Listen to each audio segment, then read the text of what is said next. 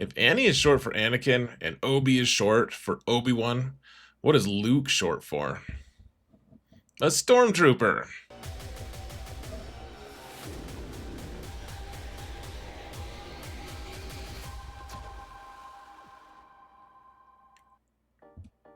Hello everyone, and welcome to another episode of Zareth Prevails. Today, we're going to talk about Relic 9. It's a tricky topic because we don't need a ton of it still, even though CG has started requiring more of it. It's still more and more accessible to us, very incrementally and slowly, but it is more accessible, and it's also just not that necessary. So, it's also very expensive, and we want to make sure we're spending our resources accurately and efficiently and effectively, all of that stuff. And so let's talk about when to apply Relic 9s. First, if I could give Relic 9 to anyone, I would give it to my patrons. That's a weird thing to say, but you guys are awesome and you deserve Relic 9. More Relic 9 in your life. You guys are awesome. What a weird thing to say, guys. How dare you? And huge shout out to everyone who has mounted the algorithm and wants to continue to mount the algorithm. The algorithm's Relic 9, guys. Get with the program. Let's get into the game now. So, here we are in the game. Whoa, madness. Let's move right on. So, let me give you a couple examples of what is Relic 9. What does it do for you? So, it helps going from 8 to 9 affects different character archetypes a little bit differently. Tanks get more stuff. So this is a Relic 8 tank, and what they get is a huge boost in protection. Look at that, like 20,000. It's nice. It's really good. They also get a nice boost in their health. They get some mastery, all that stuff. They get a little bit of damage, but who cares? It's a tank, right? So if you move to the next character, though, this is a Relic 8 character who is an attacker. He obviously wants to do more damage. Look at the boost he gets from damage. He barely gets anything. Just a little bit. He also, he gets that mastery.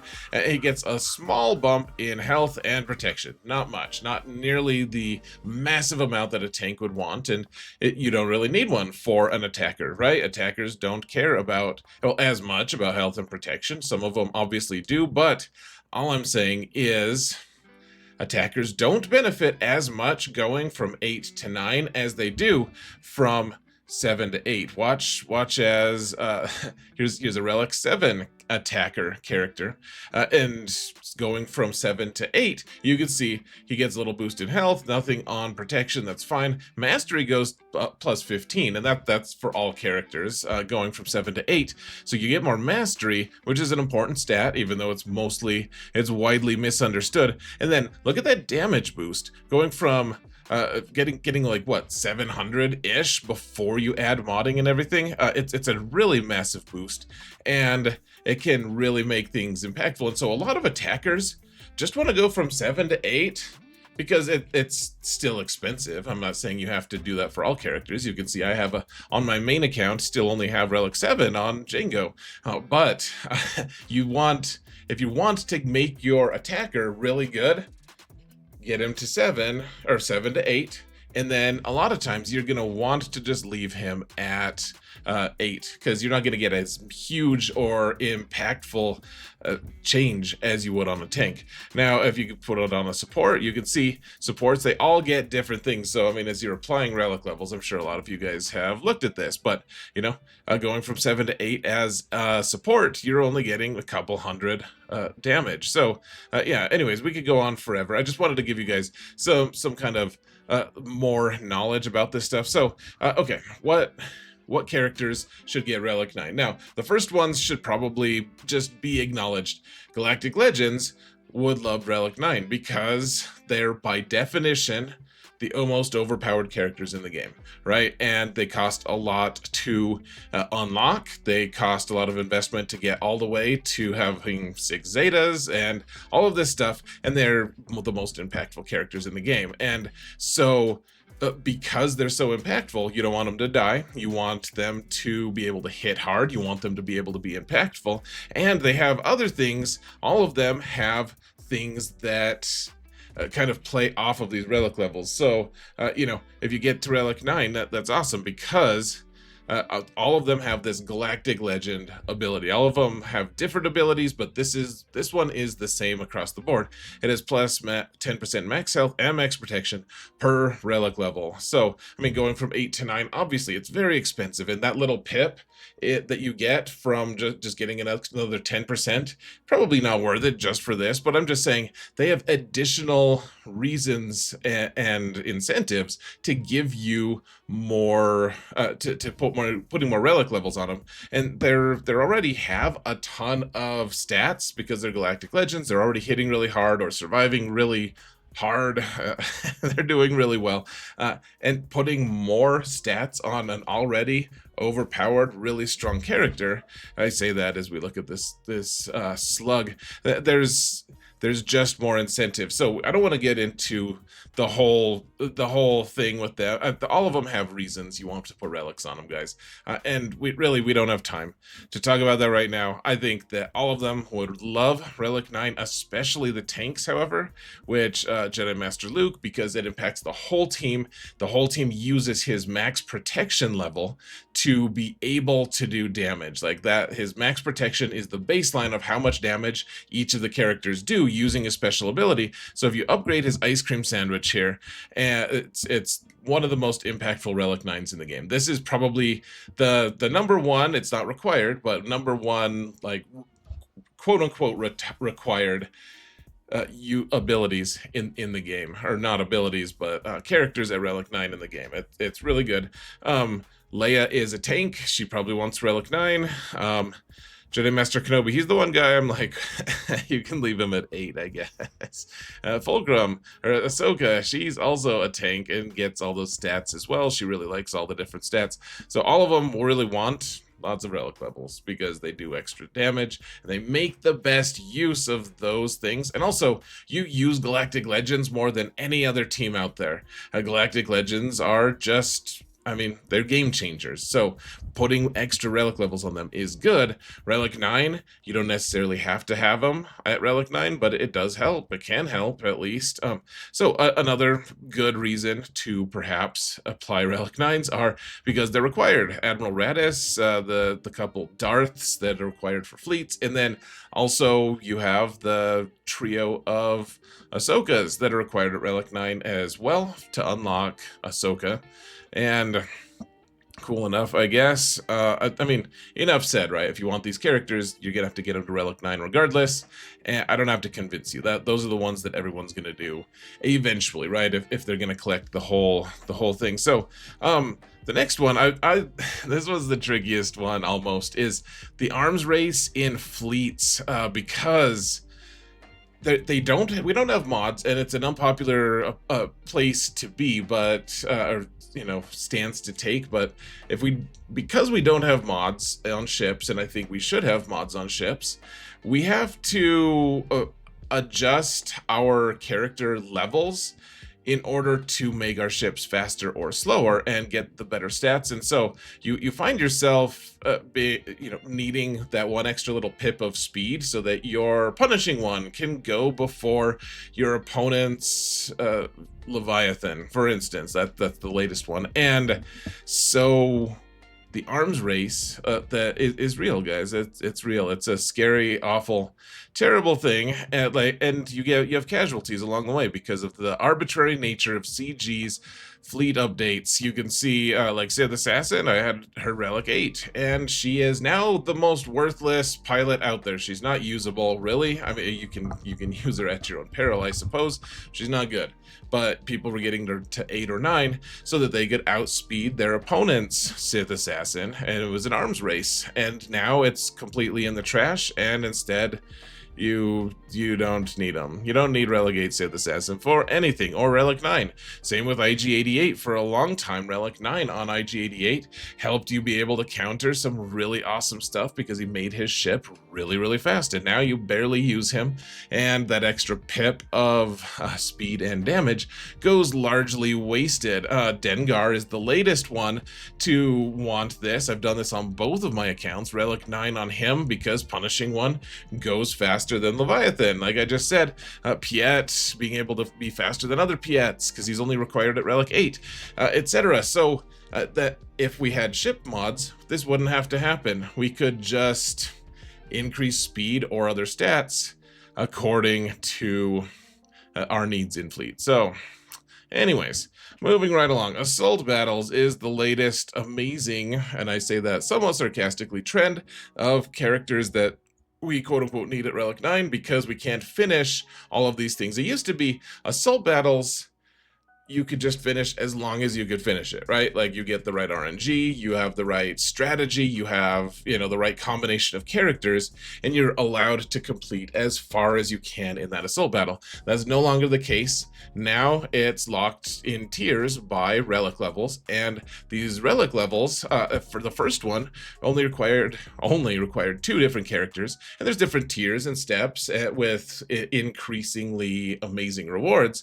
and so the first one, of course, is Padawan Obi and Qui-Gon, and that was pretty awesome because they're really good characters.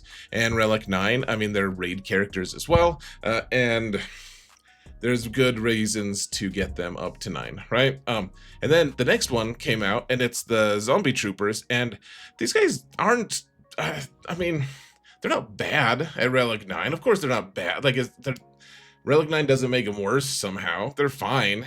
They're also not necessary characters at 9, and that's 3 characters, guys, just to complete one assault battle. It's a very tough sell unless you're end game. And I mean, you can see I have them all at Relic 8. I would love to get them to 9, frankly, so I could do that, but does it make sense? Like, it doesn't really make sense, but that would be one decent reason. I mean, you eventually, over the course of 2 or 3 years or whatever, recoup your losses on getting them Relic 9, but that's so far in the future. Like, who knows if Relic 9 pieces are even going to matter in 2 or 3 years. Okay, so another reason to do Relic 9s would be platoons in Rise of the Empire, territory battle. So this is, your guild is like, hey, we need someone to relic Hoth Rebel Soldier, one of the most worthless characters in the whole game. We need Relic 9 here because we get a huge boost in our production in Rise of the Empire, and our whole guild prospers by having some worthless Relic 9s. So everyone should do their part and relic 1 person at Relic 9, and that happens quite a bit. I'll leave that up to you to decide if you want to be a part of a guild that does that. I think it can be a very valid strategy. I just think it's also very painful if you're a small guild or you're a small account and your first Relic 9 is something that you'll never use. You're like veteran smuggler Chewie. Cool. Thank you for setting my account way back by making me apply that instead of applying something useful like Relic 9 Admiral Radis, because he's a requirement, for instance, just to name one thing. I mean, if you can find a way to sneak it in and get CLS or Treya at Relic 9, which is something I did in one of my guilds, that's why mine are Relic 9s. That would be great. Of course, not everyone in your guild is allowed to be selfish like that. So, you know. Anyways, Rise of the Empire missions is another reason to potentially do it. I don't actually think it's that worthwhile. I think it has very diminishing returns, but you can get Inquisition up to Relic 9. You can get Bo-Katan and her friends up to Relic 9. I just recently put out a video about the Finn Omicron, and you can see I haven't applied it. I don't think it's worth it for me, but if you get all of that team to, gosh, I'm stressing out about that. But if you did get them all to Relic 9s, you could do some theoretically neat stuff, I suppose. That's one reason to do it. Summons is another reason to put Relic 9 up, because you're upgrading 2 different things, because the stats on the summoned characters are going to go up as you increase the stats on the summoner characters. So like Queen Amidala, people say getting her to 9 is really nice because her summon is just really tough to kill at that point. Like, the stats go through the roof, and it's a noticeable change from 8 to 9. Apparently, I haven't really noticed the difference, but people like to believe that their investment is worthwhile, and they're probably only imagining it, and they're very stupid. No, I'm kidding. Or am I? No, I just, It is a thing though. The stats on the summoned character increase as the character who summoned them is better. So, and that includes General Grievous on his ship summoning the vulture droids. For what it's worth, I mean, they do like a small amount more damage, but just something to think about if you really love that fleet for some reason and really want them to be slightly more survivable and slightly more damaging.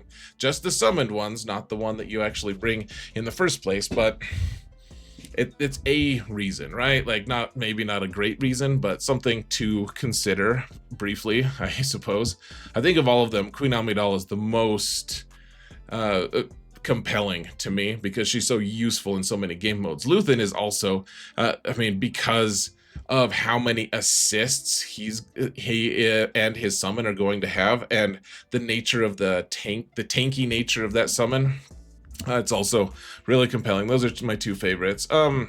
Let's see. So the current raid is another reason because they have a tier 9 or a tier for Relic 9s, and some people choose to do that. I just do 4 battles with Relic 8 characters each, and I know that that's still very expensive for a lot of people, so I'm not saying that you should just be like me, be like a commoner like me who has I have to make do with Relic 8. Oh man, what an unfortunate soul I am. No, that's one reason to get them to 9, and that could be really effective. I think one of the nicest ones that people do, well, it's not even that nice, it's just it looks cool, is Relic 9 on Amidala and her two lover boys. And if you do that, then you're able to have a 3-man to be able to beat the raid. You only have to, you get the max score for with only 3 characters. It's so cool. It's just a headache. Not really worth it to me. But anyways, those are all reasons for it. And now let's go into individual character reasons. Like those are all like generalized reasons. The raid characters will eventually, like Relic 9 Luminara, you're going to regret that in a year, right? Like once we get a new raid, Luminara's like, I'm not getting any better ever because there's no reason to. And you're like, yeah, I do regret that. Thank you for kind of talking like an old person for a minute there. So let's talk about these in no particular order, guys. And I'll try to be fast. I probably won't be though. General Skywalker really wants a lot of stats. Like it's gonna come down to a lot of stats, guys, for a lot of these people. But I'm just gonna say Relic 9 on General Skywalker. He wants the offense, obviously, but he's not getting that much, right? Because he's an attacker.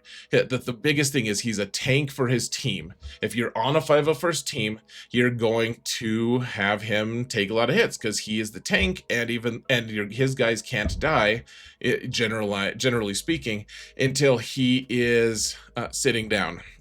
And eventually he stands back up and he has full protection again. And so giving him that extra boost of protection and armor and all the different stats is really nice. Not because he hits really hard. The clones kind of take care of the damage part of it. I mean, he does a lot too, but he just wants to sit there and take damage, just take hits. And he eventually, he has to kneel, but then he gets to just full heal his protection again, and he gets to reuse it multiple times. So getting him from 8 to 9 is actually materially very beneficial to that team if you can afford it.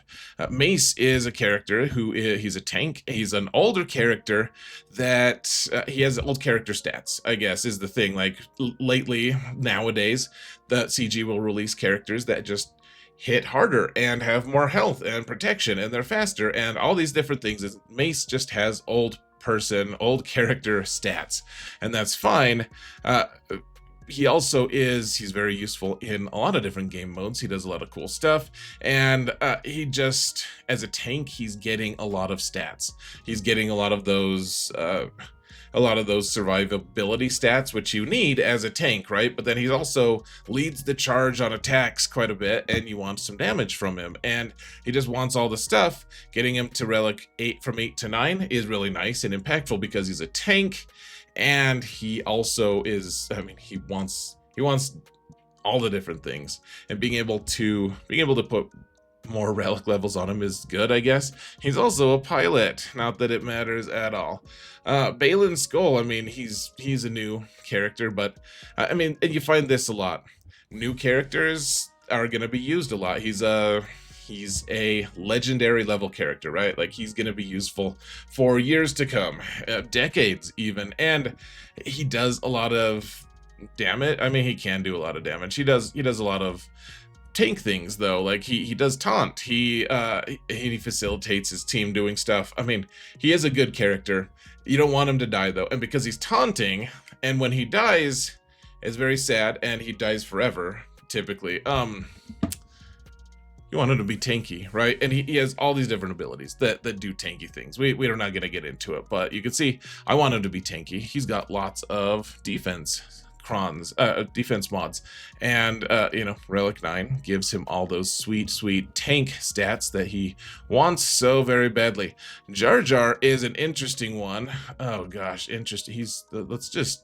This is my gosh, dear Lord. Okay, I'm just grossed out.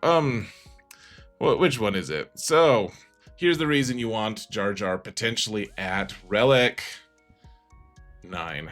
It's because for every 3 relic amplifier levels Jar Jar has, whenever a non-Gungan enemy gains damage immunity, all Gungan allies get. So, let's see. Oh, I'm sorry, I read the wrong part. At the start of the battle, the ally shield generator gains 2 stacks of plasma shielding for every 3 relic amplifier levels Jar Jar has.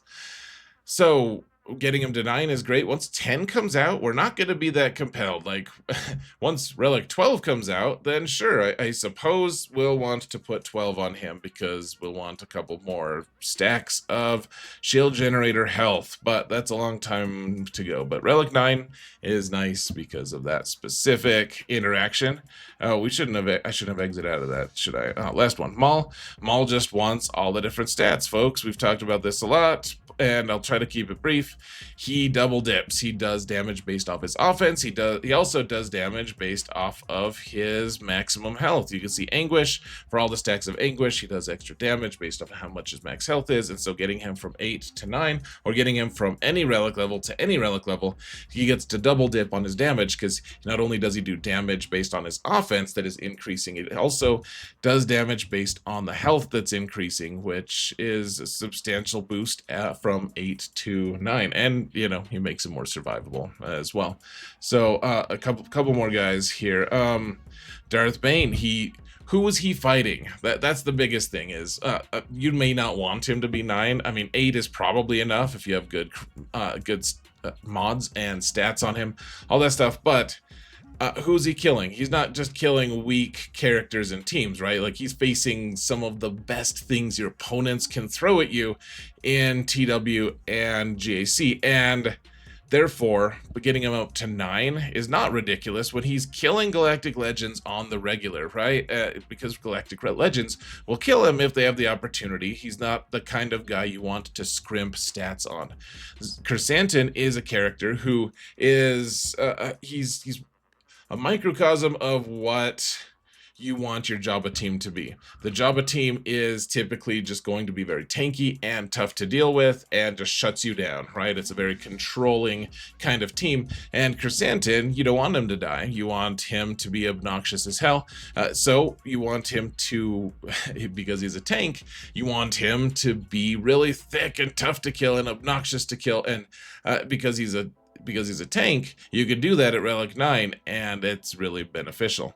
Darth Malgus, probably my favorite Relic 9 out there. He's also a pilot for the best fleet out there, so getting him to 9 isn't bad, but the big thing is he gets this really nice health boost that not only keeps him alive, right, because having health keeps you alive, he also does damage on his big hit based on his max health. So it's nice. It does damage to target enemy equal to 40% of Darth Malgus's max health. And getting him to 9, I mean, you already have 2 Relic 9s on that team. You may as well make it a trio, right?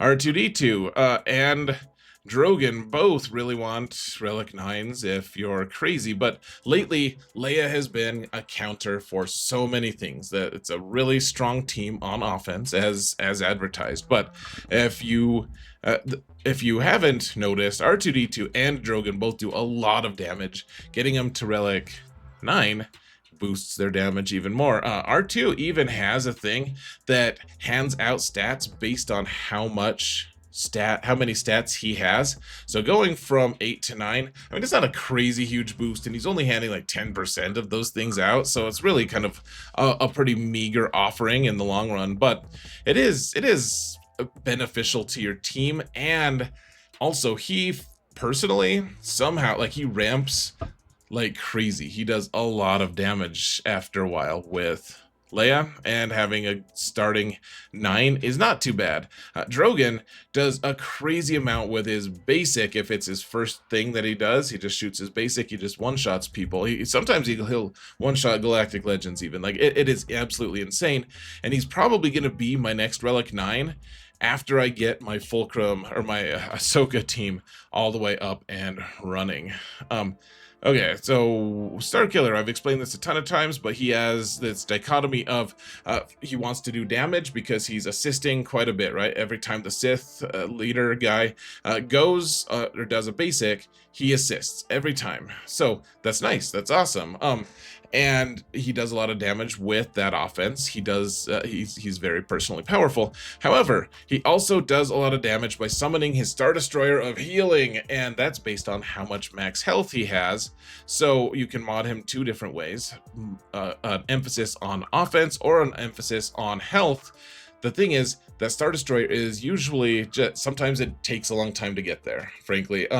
And then you can only use it once. And so if your opponent survives that, then, I mean, it's not like an ultimate that deletes everyone, right? It's an ultimate that can hurt most people. But if you're just relying on that and not having him assist and hit and stuff, like, you're probably up a creek. So probably one of the best things you could do is, why not improve his offense just a little bit, but then his health, I mean, it's also just a little bit, but every little bit helps, right, folks?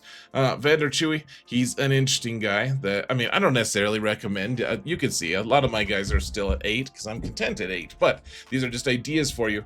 He has a reason he wants to be at 9. It's because he does damage with this attack, with his big hit, based on his max health and his max. He does a lot of damage. It's not just like, oh yeah, that's cute, he does like 100 more damage. It's like on the order of billions. No, it's not quite that. Morgan Elsbeth, she is a tank and she likes to be tanky. L3, same thing. L3 keeps being more and more useful to me as I discover more and more uses for her, and not uses like Lando has. Don't worry.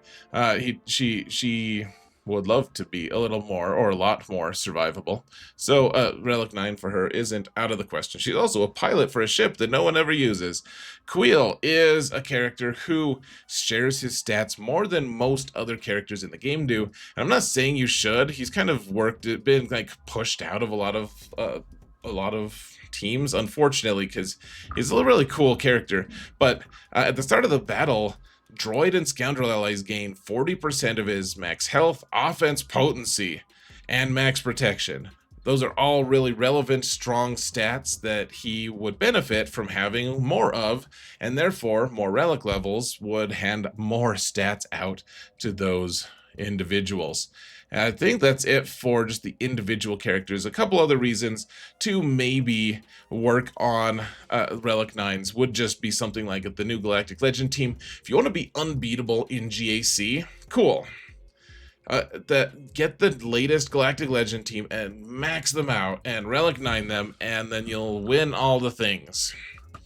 Maybe you won't, but it'll help because people don't know how to beat that team. And if you put all the good mods and all the good relics on them, it's going to be a very challenging team to beat, initially especially. The new hotness, until there's a lot of new, cool, and innovative, awesome new counters to the new Galactic Legend, putting a ton of relic levels on the Galactic Legend is a proven way to get a lot of holds. Now, the mission, getting her to 9, is kind of funny. I put LOL on there because, remember, in 3v3, she's sacrificed for her 3v3 team, the prescribed 3v3 team with the Zalbar Omicron. And all of her stats are then sent to Darth Revan and Zalbar. And so if you want them to have a ton of stats for one round of fighting, that's what you can do, is put relics on mission. And now, for the people who want to spend a ton of money and get some cool tanks, here's a list of them. I'm not going to really go through them for you, but these are the ones that I think are the most impactful that I didn't already cover, and I think that you can do some cool stuff. I guess I will just point out, Rey does a cool thing where she evades.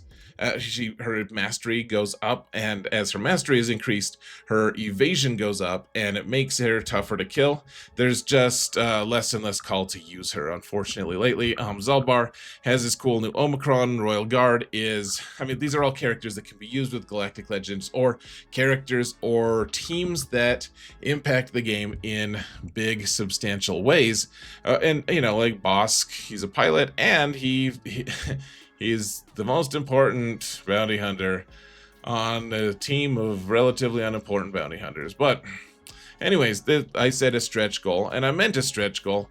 All of these characters would like Relic 9. Savage is a weird one because he's not actually a tank, but he does do a lot of tanking. That's what his Omicron makes him do. So is it a terrible idea to give him Relic 9? It might be, but if this is the stretchiest of goals here, folks, you can see I don't have any of these guys at Relic 9. Oh, I guess I do a Dark Trooper Moff Gideon, but, you know, and Reva, so I'm a liar, basically. I have 20% of these ones. I just want to give people an idea of what you could possibly do. So, anyways, that's it, folks. Let me know, what are your thoughts on Relic 9? I know that it's expensive. I know that it's not necessarily something people want to spend on, and I get that, man. Don't go out there and tell everyone I said the Relic 9 everyone, except I guess I will say that. Guys, obviously, if you want to succeed in this game, the first step is going to be Relic 9 everyone, alright? Thank you all so much for watching, and remember that in all things, Xaereth prevails. Take care, folks.